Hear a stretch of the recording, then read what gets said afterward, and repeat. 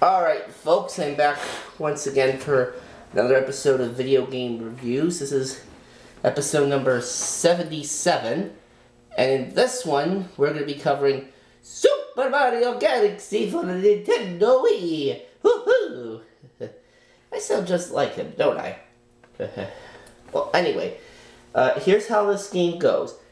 Mario's invited to the Centennial Star Festival by Princess Peach to celebrate the comet that passes overhead. But shortly after that, however, Bowser invades the Mushroom Kingdom in a surprise attack on a fleet full of airships. He summons a gigantic flying saucer, and upon doing so, Peach's entire castle is removed from its foundations and lifted into outer space. Mario's still at the castle's base until Kamek, who's one of Bowser's minions, launches Mario onto a small planet with his magic. On the planet, he meets an enchantress named Rosalina and her companions, with the Lumas. Now, Rosalina is a watcher of the stars, and she uses the Comet Observatory to travel across the universe. However, Bowser has stolen all the power stars that act as the observatory's power source, which renders it immobile. Bestowed with the power to travel through space, via one of the Lumas, Mario sets off on a journey across the universe to reclaim the power stars and restore power to Rosalina's observatory. On the way, he finds friends from the Mushroom Kingdom, like Mario, like Luigi and the Toads. Now, upon collecting enough power stars, the Comet Observatory regains the power to transform into a comet and flies to the center of the universe, where Bowser is holding Peach captive.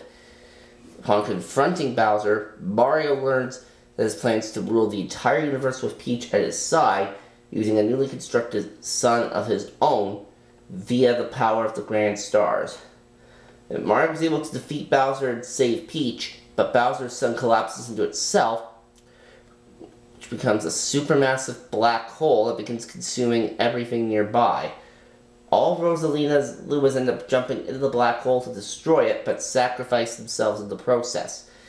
The black hole collapses into a singularity and explodes into a supernova, and then Rosalina appears to Mario as a giantess, revealing that dying stars later get reborn as new stars. And Mario ends up waking up in the restored Mushroom Kingdom full with all the creatures he's met in the galaxies, along with Peach and Bowser, and celebrating new galaxies that's emerged in the skies. Now, as you can probably imagine from the title, Super Mario Galaxy takes place in outer space, where you travel through different galaxies to collect power stars, which you earn by completing missions, beating a boss, or reaching a particular area. Now, each galaxy contains planetoids and orbiting structures for you to explore, and each astronomical object has its own gravitational force, which lets you completely circumnavigate the planetoids, walking sideways or upside down. Now, you can usually jump from one independent object and fall towards another one nearby. Now, although the main gameplay is in 3D, there's several areas in the game where the movements are restricted to a two-dimensional plane. Your main hub in this game is the Comet Observatory, a spaceship that contains 6 themed domes and provide access to the 42 galaxies available to you in the game. 5 of the domes end with a boss level in which the objective is to beat Bowser or Bowser Jr., which then give you access to the next dome via acquiring a collectible called a Grand Star. The player, they only have access to a few galaxies at first, but as you get more power stars, more galaxies become available to you.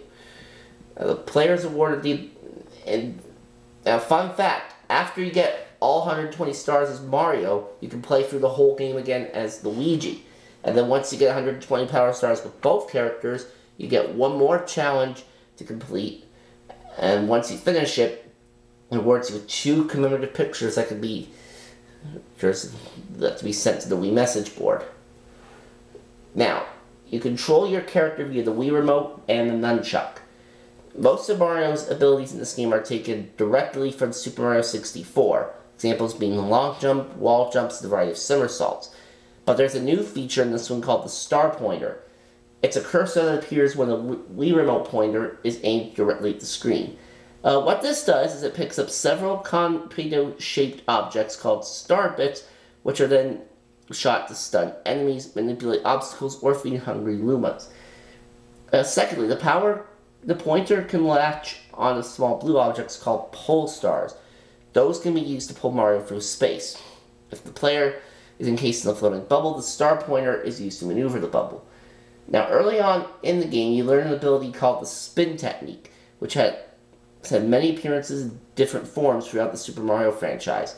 In Super Mario Galaxy, it's used for melee attacks and can stun enemies and shatter objects, and it's used to trigger special propellers called Slink Stars or Launch Stars that launch Mario across large distances through space. The spin utility is also used for climbing vines, ice skating, unscrewing bolts, and activating several power-ups. Other Wii Remote functions are available for smaller quests like surfing aboard a manta ray or bouncing atop a large ball and rolling through an obstacle course.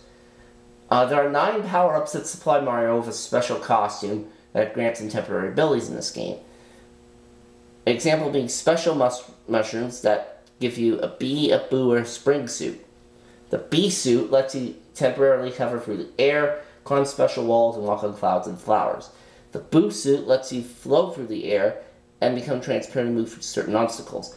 And the spring suit lets you jump to high areas that would otherwise be inaccessible.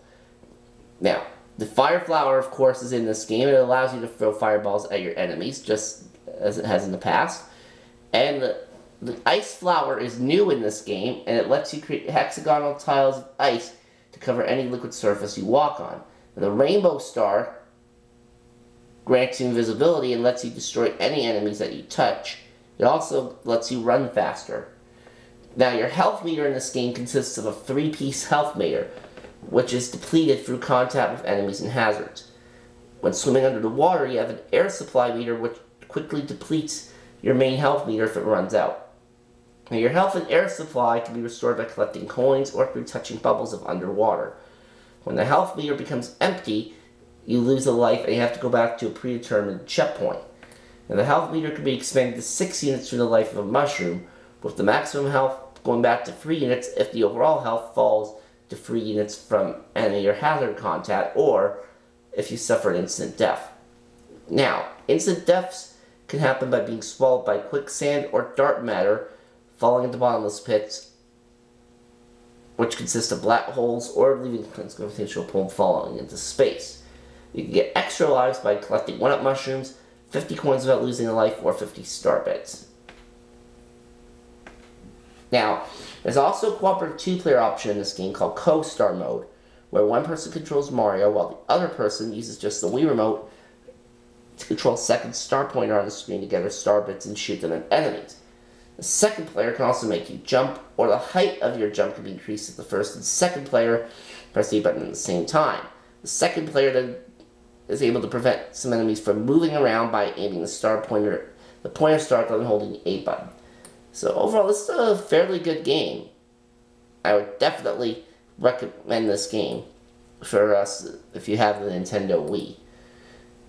Alright folks, I think that'll do it for this episode. We'll see you for the next one.